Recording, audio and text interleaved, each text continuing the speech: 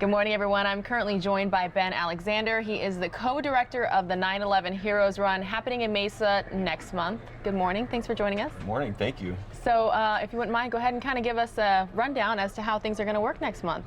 Yes, so September 14th out at ASU Polytech, we'll be hosting our 7th annual or local 9/11 Heroes Run.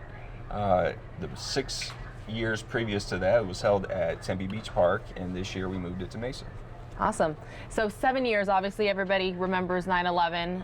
It happened in 2001, so we're coming up on 18 years. So 7 years is still kind of technically new, right? It is, very much so. This started back in 2008, originally as a grassroots type of event in Doylestown, Pennsylvania, as part of the Travis Manion Foundation, and it's just grown across the country since. Great, great. So speaking of the last 7 years, well, this is going to be the 7th year here in the Valley. Yes. Talk about the growth, if you don't mind.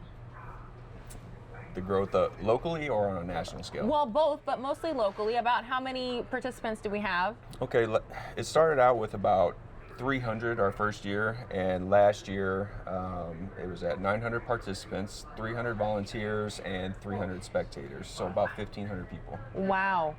Yeah. That's quite a bit when you think about it. What intrigued me, of course, when I found out about it was lots of people like to do 5Ks. There's lots of nonprofits, lots of good causes, and of course here with the 9/11 Heroes Run that's happening, there's going to be a lot of partnerships, a lot of sponsors, so to speak. And when you think about the cause, the reason for doing it, what do you hear from people when they hear about the Heroes Run, when they hear about the event, when they hear about, well, first of all, Travis Manion Foundation? Sure. What do you think?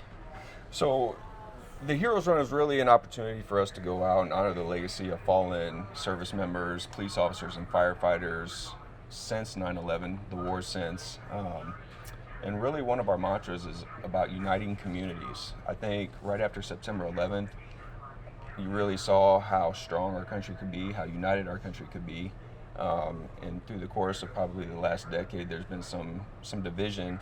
And so we use the Heroes Run as a platform to reunite the community, if you will. And so we partner with local businesses, some national sponsorships and whatnot, but it's really all about just getting people out and enjoying the community feel. The money that's raised, who does it benefit? Where does it go? So the money raised for the Heroes Run actually goes to the Travis Manion Foundation.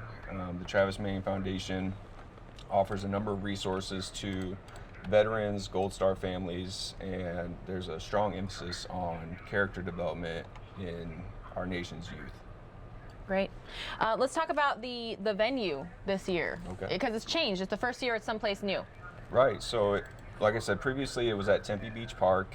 This year we've moved it to ASU Polytech campus, which is formerly known as Williams Field Air Force Base. So it has that little bit of nostalgia. Additionally, we've grown exponentially, and so to accommodate the number of participants and volunteers, we decided to move it to that location. So we got some deadlines coming up. We do.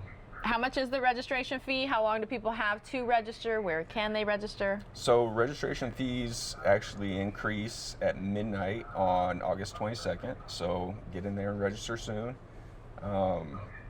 If they want to register, they can go onto the Travis Manion Foundation website, or they can visit 911heroesrun.org and navigate through that and find the Mesa, Arizona race.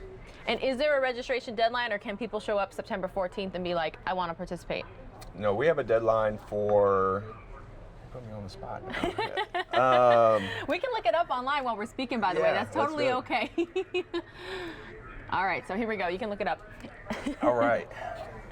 We got plenty of time here on News Now on Fox 10 Extra, so it is A-OK. And by the way, this video provided to us by the Travis Manion Foundation, right? That's correct. And this is like the national level. It shows you where all the different events are. I see that, and it says register for a race near you, or as a virtual runner, which, by the way, for a lot of people, I feel like they hear or they see 5K or 1 mile fun run, or, by the way, there's a special element to this event this year. It's called a ruck, or a ruck, yes. It's kind of the military version of backpacking. Okay. And so anybody who wants to participate in that, there's a weight limit and there's certain rules, and that's through our partnership with GoRuck. Yeah.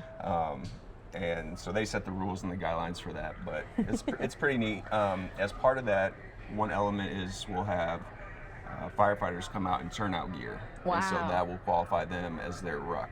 Yeah. And they'll do the 5K in full turnout gear. Wow. So it's pretty neat. Yeah, I feel like there's always some element of that in a 9/11 related or commemorative event, because I know when I was working in San Antonio, you've got the Tower of the Americas where firefighters would go up in full gear on 9/11 to honor those who sacrificed their lives on that fateful day. Yeah, that was pretty neat. So I think, like I said, the 22nd, there's an increase in registration, and then I want to say, I can't find it now. And so I was trying to talk about the physical element of it, and that's because, and I think this is perfect timing because I think the video is going to show it again. Sign up as a virtual runner. A lot of people don't understand what that means. Yeah, I'll give a great example of that. Probably 2 weeks ago, I was contacted via email from an Army sergeant who's currently deployed in Afghanistan. The unit is from Arizona, but they participated in it every year. Well, since they're deployed, they're actually going to participate in the run. They're going to conduct that run in Afghanistan as virtual runners. Wow. Yeah, pretty neat. So you don't need to physically be there. And then, of course, those are the people who can donate to the cause without doing anything, right? Absolutely, that's right. And that can all be done online as well? That's right, through 911heroesrun.org, and just navigate, like I said, through to the Mesa site. So personally, I do want to ask you really quickly, I know the Travis Manning Foundation helped you. Would you like to touch on that a little bit as to how it impacted your life? Yeah, it started out providing me an opportunity or platform to teach and inspire character in the next generation. A wonderful group of kids. One of the missions for the Travis Manning Foundation is that they use the veterans as the catalyst to teach and inspire character in the next generation, and something that's been devalued over time a little bit. And so it's really a movement, and it's based off of the mantra of the foundation, which is, if not me, then who?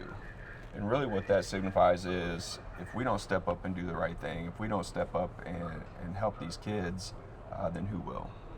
Is there anything else that you would like to say, either about the actual run or the foundation or the venue as we wrap up here? No, I think I just would like to encourage a lot of people who support military, who support public safety, to come out. It's a great time, low stress. We'll have food trucks out there. It'll be a good time. Family-friendly events. Very much so. And the 5K itself kicks off at 8 a.m., right? It does, And yes. the 14th is a Saturday, right? I want to make sure I'm right. It is. So Saturday. I know a lot of people are like, hey, I would love to participate, but I've got work. But when it's on a weekend, it makes it a little bit easier. That's right. Okay, perfect. So Ben Alexander, you are the co-director of the race, and people, you can go online if you want to find out more information.